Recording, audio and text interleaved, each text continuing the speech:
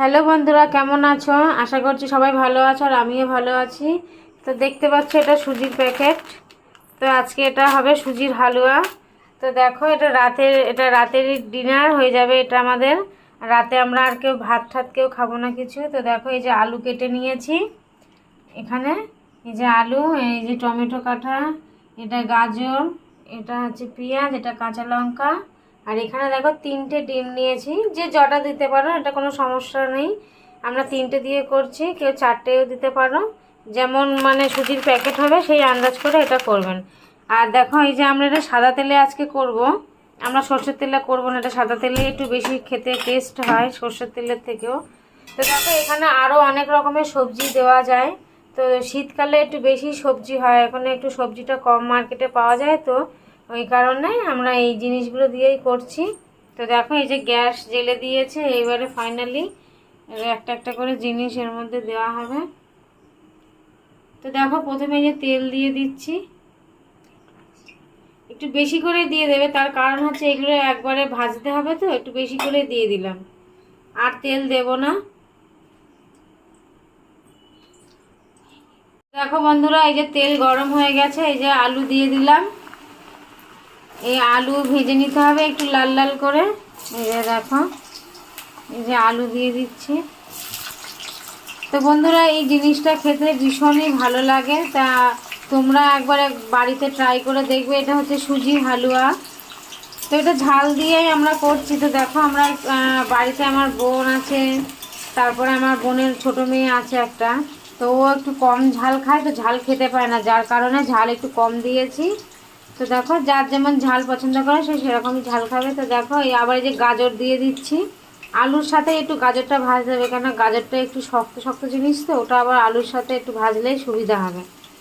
তো দেখো এই যে আলু আর গাজরটা ভাজা হয়ে যাক, তা আমি আবার একটু পরে আসছি। তো এই যে দেখো এই যে টমেটো আর পেঁয়াজ আর লঙ্কাটা এগুলো সব আবার রেখে দিয়েছি। তো এটা হয়ে গেলেই ওইগুলো আবার দেওয়া হবে। তো এটার সাথে একটু নুন দিয়ে দিই, যাতে একটু সিদ্ধটা তাড়াতাড়ি হবে আর একটু ভালোও হবে। আর নুন আর একটু হলুদটা দিয়ে দেবে। এই যে দেখো হলুদ দিয়ে দিলাম।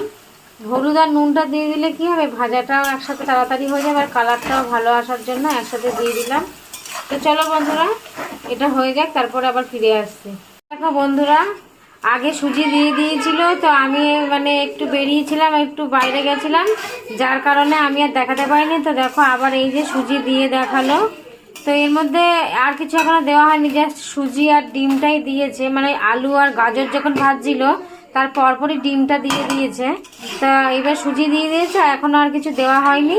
তো এইবারে একটু চিনি দেওয়া হবে একটু স্বাদের জন্য।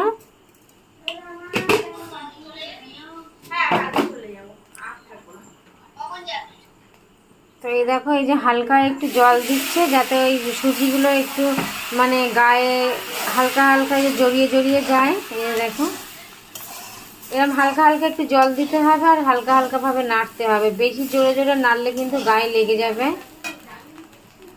দেখো এই যে হালকা হালকা জল দিতে হবে আর ওটা নাড়তে হবে,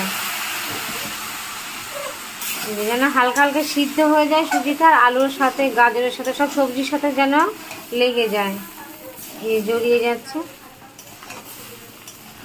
তো ফাইনালি বন্ধুরা তো সুজির হালুয়া রেডি হয়ে গেছে কমপ্লিট।